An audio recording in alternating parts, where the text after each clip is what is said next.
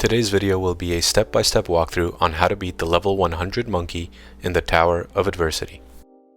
Given that I've come to be known as the Calcharo guy on YouTube, my team is of course built around Calcharo. That being said, many of the principles here are applicable to any team that you would like to use. To start with, let's get the character builds out of the way first, and then we'll get into the run and I'll walk you through it step by step. Alright, so let's start with Yinlin here. She's level 80. I haven't invested too much into her. I'm still running a Jinsu Keeper. I do not have String Master. If you do have String Master, you're going to get a huge DPS boost.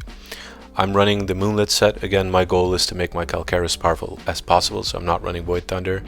And this set is not complete yet, as you can see. I've got a level 20 over here. I'm still trying to level them up and get better pieces. These are what the skills look like here. Obviously on Yinlin you want to max out Forte Circuit as much as you can, and Resonance Liberation helps too, and I do not have any sequences of course. And then we have my Jianxin. She's only level 70 with barely any stats, as you can see. I only run her for this particular thing, the Originite Type 4, to proc that healing. And of course I run that with a Rejuvenating Glow set so that I get the buff from the 5-piece basically. Now this will buff the whole team for 30 seconds, including Yinlin. And then the Q, so the Echo, the Bellborn Echo, will also buff Yinlin as well. And some of it will spill over into Calcharo's rotation too. Now I have sequence 1 on Jianxin.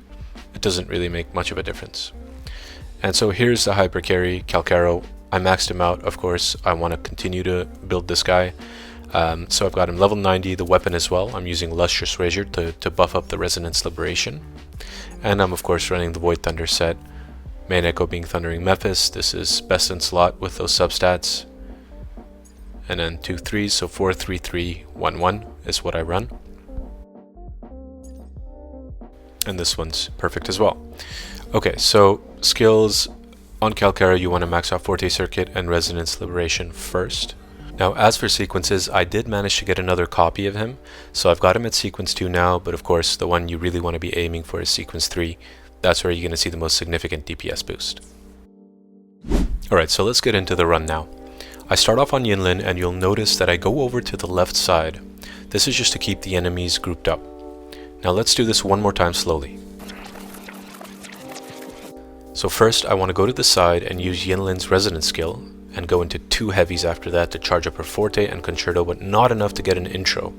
Once I switch, I proc the healing, and then I use Jianxin's ult to group up all the enemies together. Now you'll notice that I dash over there to make sure I include that enemy who veered of course there, and now by doing that I've grouped all of them. I didn't miss a single one. Then I switch into Yinlin after the Echo. I do 2 basic attacks into ult to make sure that I spread the mark.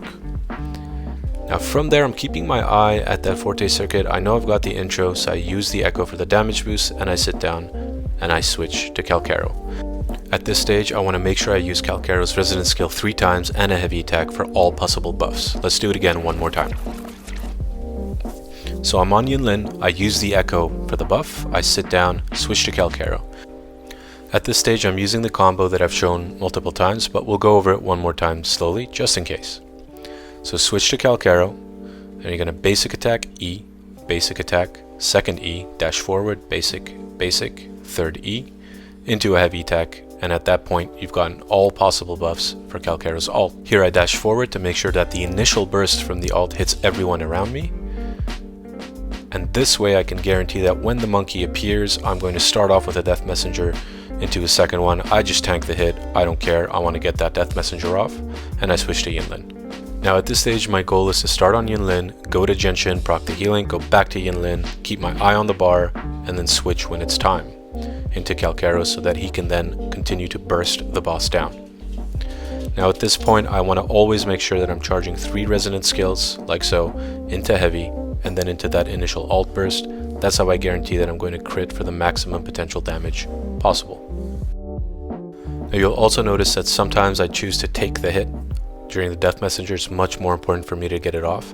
And of course, during every last Death Messenger, you can switch back to Yinlin, start the combo, do a couple of basic attacks, second E into Jianxin, proc the healing, do the Echo. One more time slowly. So second E, that's when I switch. Just before I get an intro, I proc that heal, into an Echo, into the ult. Then I switch off of Jianxin, back to Yinlin. And at this point, I can ult, I can do whatever I need to do basically, to build up that Forte circuit and the Concerto, and then switch to Calcharo.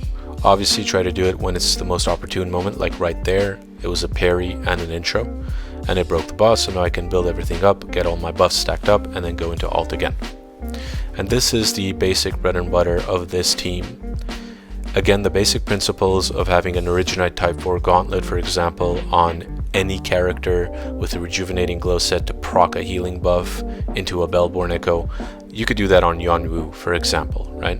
So that applies to multiple teams. You can substitute a lot of these characters. Of course, if you've got a Verina with a Yinlin and a String Master, you don't even need a level 90 Calcharo. This is going to be way easier for you than it is for me at that stage, because Verina can buff so hard, and the String Master gives you 32% approximately DPS boost on Yinlin. So at this point, my last ult doesn't even crit, but we still get it. So there you have it. That's the run. Thank you. Please like and subscribe, and I'll see you in the next one.